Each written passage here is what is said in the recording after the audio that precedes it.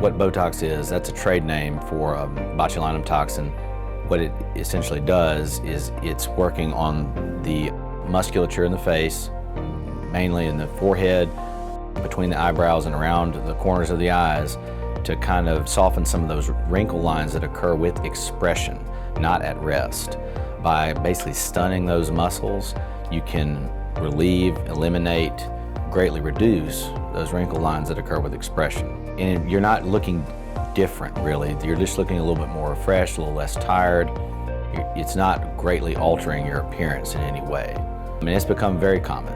And there is some anecdotal belief that starting early with it can actually help not just to treat, but to prevent some of the signs of aging that occur.